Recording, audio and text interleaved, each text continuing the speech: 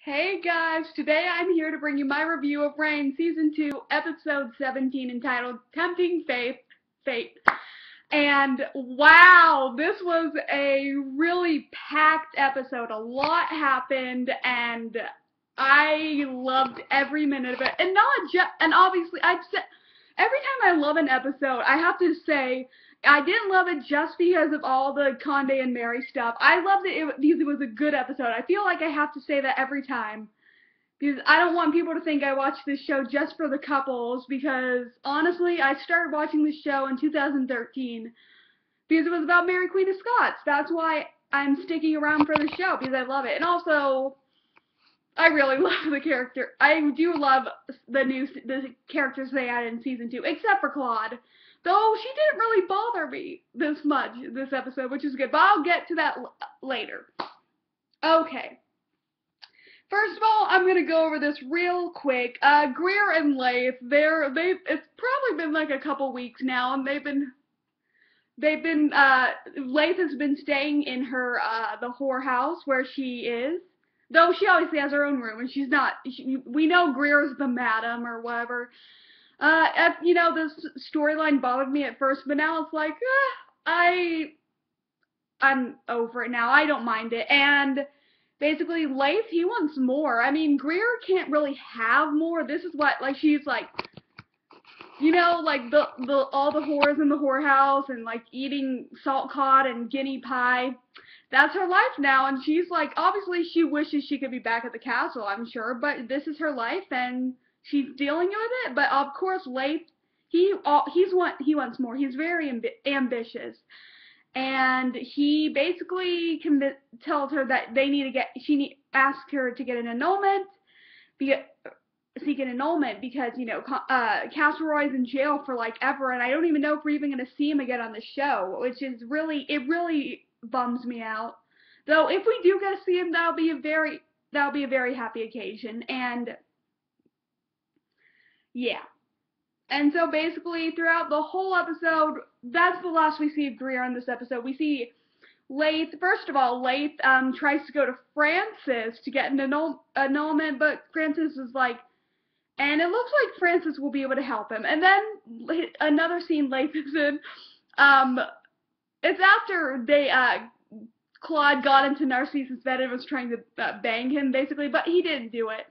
And Catherine was not happy about it, of course, though Narcissus didn't do anything. He's a better guy than we all think he is. And, yeah, basically Leith becomes Claude's personal bodyguard. I don't know why, I found this so funny. Like, usually the comedy in this show almost never hits for me, but that was actually I found that so funny. And maybe it wasn't intended to be funny, I don't know. And at first, of course, Claude comes in, she's pissed about it, and then she sees it's Leith, and she's like, oh, okay. And then the last scene we see, we see Leith go to a cardinal to seek an annulment, and yeah. And basically, Leith is like, it tells him that he is from the king, that he has connections with the king, and that's when the cardinal listens, and then the scene ends there, basically. We don't know if the annulment's gonna happen or not, but there's now like a much better chance that there is going to be one. So yeah. I mean, I love Castleroy. I loved Castleroy and Greer together, but it's like, she should get an annulment though, because Castleroy's gonna be in jail forever. I mean, unless he dies or he's beheaded, or I don't know. Just that whole storyline really sucks. And I still don't think we're gonna see Castleroy again, which is really a bummer. But yeah, so if Greer gets a divorce, like an annulment from Castleroy, like, I'm not gonna be mad, because it's like, they'll probably never see each other again, and I'm sure Castleroy would want her to be happy. So yeah. Okay. Now, basically Catherine found out, she knows about the affair between Conde and Mary, which still hadn't done anything yet until I'll get to that part later. And of course Narcisse helps, and we learned, and also at the beginning of the episode we had learned that the envoy they had sent, like Ridley, that was his name, to get them to help settle them to get to Scotland, he was killed. And it turns out that was one of Narcisse's, like, his men, or someone he hired, because obviously he can't show he has his wealth, so yeah, crap. So yeah, that's really all I have to say about that. Though later, like after something happens, I'll talk more about later, and Catherine is frantic. First of all, she was overacting. I'm sorry. Megan Falls was overacting. I know everybody's all like, oh my gosh, she's such a great actress. She's good. She's good. I mean, but yeah, she always overacts whenever she freaks out. She goes like, I'm just like, she's good. She's not bad. She's not the worst actor in the show, but she's not as good as everyone thinks she is. I'm sorry. She's not. Now, I have to say, Craig Parker is probably the best actor on the show, and I have to say, Toby Regbo is really getting to be a really good actor. So yeah, and basically, Catherine and Narcisse end up having sex, and this is the one thing I'm not like happy about. I mean, it doesn't take away from the episode. I'm just like, why does Catherine need a man? Like, first of all, in history, Catherine never remarried after Henry died. Like, she was basically like a widow for like the last 30 years of her life after Henry died. Like, Henry died in like July of 1559, and Catherine died early on in 1589. So she was a widow for many years, and I doubt she had any lovers. I really doubt it. Just, I don't know. Like, I don't like the Narcisse Catherine affair. I don't like it. I would rather see Narcisse and Lola together and Catherine just be an independent woman and not need a man, because I don't like that. That's the only thing that took me out of this episode a little bit. But other than that, the episode was amazing. Okay. Okay, so basically, one of the first scenes of the episode, we see Bash and Kenna talking. Bash is basically like he's leaving, he's taking a step out of his and Kenna's apartment. She wants him to stay with her, but he's not, and basically, they're separated now, and Bash is like to Kenna, do not try to get an annulment for another man. Stay married to me, so you'll have your protection. And it's just like, of course that's something he would do. I don't know. I don't understand how people still like Bash as a character. I'm just like, he is the most boring character on the show. I should start calling him Boring Bash until he does something. I'm just so bored with the character of Bash, and just like, and also, you always expect him to do something, and what you expect of him is what he always does. I'm just like, I want him to do something crazy. I want him to do something you would never see him do, and I'm tired of the character of Bash. I'm bored with him. That's the worst thing a character can do, become boring, I mean, all the Frary fans are mad at Mary for, choosing Conde over Francis, but it's like, she's not boring at least. At least she's doing something. Bash is like, his character does the same thing almost every, for the whole season. He'll go away to do something noble for Francis, and then he'll come back, he'll have more scenes with Francis, and then he'll have scenes with Kenna telling her not to be so selfish. I just want him to do something different, and this episode is no different. It's boring. I'm bored of Bash, and he's one of my least favorite characters now. I mean, he's just so boring, and I don't understand the appeal of him anymore. He has a boring screen presence. I'm just so bored with his character, like, extremely bored, and yeah. And then later in the episode, we see him go visit with his corrupt deputy, and the deputy is a dick, and basically Bash ends up stripping him of his title. And then later we see him in the episode, and he's obviously leaving, and he's in the forest, and that deputy who he dismissed comes up and stabs Bash. I'm like, whoa, that was crazy. And like he's like basically dying at that point. And then we see someone dragging him off. In the last scene we see of Bash in this episode, and it's Sister Delphine. And it turns out she's not a nun after all.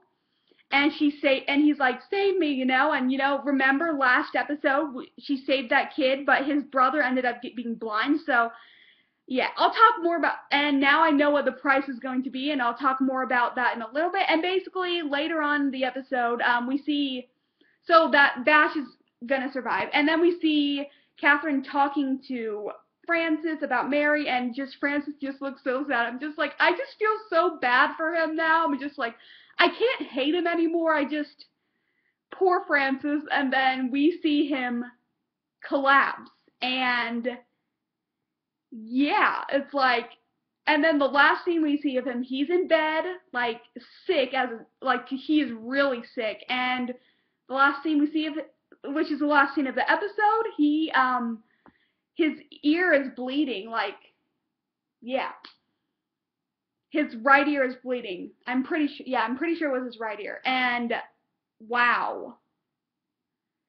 So, yeah, remember that scene we saw in episode 13 of season 1 of him dying of an ear infection? And that's how Francis died in history. So, now I have a lot to say about this. Obviously, if you've been keeping up with my videos, you know I do not like Francis. I didn't like him at all in season 1. And I haven't been liking Francis, though the last couple episodes, and this one of course, I've actually liked Francis, and I feel so bad for him.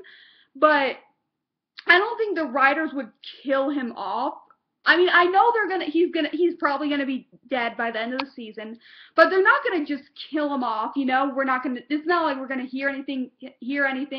I think he'll obviously, from the next episode it looks like he'll still be, like, unconscious, and I think he'll just be really, really sick for the last episodes, and then he'll have, like, a moment where he feels much better, you know, because you always, like, whenever someone's sick, they're really sick, and they're sick, and then they get better, they get better all of a sudden, and when they're at their best, and then they get even sicker, and then, you know, like in The Fault in Our Stars, that's what happened with Gus at the end, So I don't think the writers are not going to kill him off before they give him at least one last word to say, and I think Mary's still going to stick with Conde, but she'll at least, like, I think Francis and Mary will still have a tender Mary will have a tender moment with Francis before he dies, so, yeah. So now I'm like, yeah, he'll definitely be dead by the last episode, I still think if the writers really care about him, they'll give him, like, a few more words to say before he dies, you know, so, yeah. You know, if I keep on liking Francis these last episodes, I might actually be sad when he dies. I mean, yeah, obviously I'll move on, like, season 3, I'll be, like, over his death. It'll still be sad, but I have to say, there will be a little hole in the show for a little while. You know, with Game of Thrones, like, we lose characters all the time, and it hurts, and we all mourn when our favorite character dies, but we all move on, and there's always going to be a little hole, but then the hole is filled with more intrigue, and mystery, and violence, and sex, and new characters, and all that awesomeness. So, yeah, it'll be really sad when Francis dies, actually, if I keep on liking his character. So, yes, the last thing I want to talk about, of course, is Mary and Conde. I always leave with them. So, basically, they're trying to get to Scotland still, and they're just, they're such an attractive couple, like, jeez, they're so freaking attractive, and then they find out about Ridley's death, and they're like, Mary's like, oh, crap, obviously they're both crap, and basically, obviously Conde had met with Lord Burgess, one of Elizabeth's advisors or something, about and he's like obviously not sure about leaving, and then the Lord is like, you're gonna leave in 2 days or else you'll have the Queen of England's wrath. And I'm just like, what? They're making Elizabeth seem like an evil bitch. Like, it was her sister, Mary, who was the evil old hag. You know, not Elizabeth. And I feel like the Rain Riders are gonna villainize Elizabeth, and yeah. But no, I'll get more into that when we actually see her on the show, which we will see her in the season finale, which I'm looking forward to. But anyways, and so then, Conde and Mary end up meeting, and Conde basically ends up telling him about Elizabeth's offer of marriage, and Mary's angry, and it's like, it's understandable and it's not understandable at the same time. Honestly, I didn't even feel sorry for her. I'm just like, okay. Like, Mary falls in love easily. I mean, you know, ugh, but I wasn't worried. I still wasn't worried, though. And then later, we see a scene between Mary and Lola, and Lola basically it's basically Lola's like, she wants Mary to be happy, and she won't be, you know, even if it's with Conde, and just like, wow, that was a really good, touching scene, and I have to say, I like Lola again. For a few episodes, I was like, I did not like her, I just didn't, you know, and now I'm like, yay, Lola! I actually really like Lola again. And also, I still like Kenna. I actually been liking Kenna the past couple episodes, too. I know, it's crazy. I'm liking characters I've been hating on this whole series. So, yeah. But anyways, and Elizabeth, I keep on confusing Mary and Elizabeth, but Mary goes back to Conde, and she tells him that we're not reconciled, but she still wants to get to Scotland swiftly without notice. And then, yeah, later on we see Lord Burgess trying to go into a whorehouse, and then he's arrested, and then basically Mary comes and tells him off. It's like, he basically brings up some bullshit charges about him, like, helping with well-known French Protestants, and she said, oh, you'll be beheaded in the morning. And then later that night we see Conde, and we learn that it's like fake. It's all a setup. And then we see Conde rescuing him, and to get Elizabeth, because they obviously don't want Elizabeth as an enemy. And he's like, and basically the Lord is like to Conde, England is in your debt, and yeah, so basically England and Conde are gonna be fine. So everything is settled, and of course Mary still plans to go to Scotland. And yeah, the last scene we see, basically she forgives him, and she's like, you have to trust Elizabeth, oh my gosh, Mary is like to Conde, you have to trust yourself before you trust anyone. And well, her and Conde end up sleeping together, and also this is right as Francis lay like sick as a dog, dying. It was like, oh, that was kind of weird, but still, I was so happy they finally, because all the lingering looks and the hand holding was getting old, and then all the kissing, it was still good. Finally, and and Conde was like, we don't have to do this if you don't want to, and she's like, no, I'm ready, and just yay! And obviously, the last scene we see is I already said it, but last scene we see, Francis is in bed dying. So yeah. Overall, this was a freaking amazing episode. I loved it. And the next episode is not till April freaking 16th.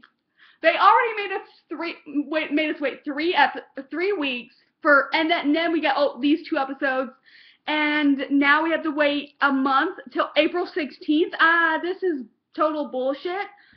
But the time will go by fast. I mean, the only good thing about this is that Game of Thrones will be on April 12th, so yeah. That's the only good thing. That's the only thing that will keep me going. And also, with the promos, it looks like Mary will be definitely by Francis' side in the sickbed. It is her duty, but it still seems like she's going to still be with Conde, but she's just going to be by his side for duty, and it also looks like she's going to tell Narcisse off, and I'm afraid that she's going to have him beheaded, and I don't want that to happen because Narcisse is the most interesting character on the show. The second would probably be Antoine, the third would probably be Conde, and then actually Conde and Mary would be tied probably. No, actually Mary and Antoine would be tied, but yeah, so yeah. So now we have a whole month of waiting before the next episode. It sucks, and I can't believe they're doing this to us, but yeah. And now I realize, because I looked at the dates, and the first season began October 17th and ended on May 15th, and this season began October 2nd and it's ending May 14th. So that's probably why the wait is so long, because of that. So, but it looks like, the wait, it comes back April 16th, and then we'll get the last 5 episodes 1 week after the other, and then the season will be over, guys. So, wow. I can't believe the season is over. It's been so fun.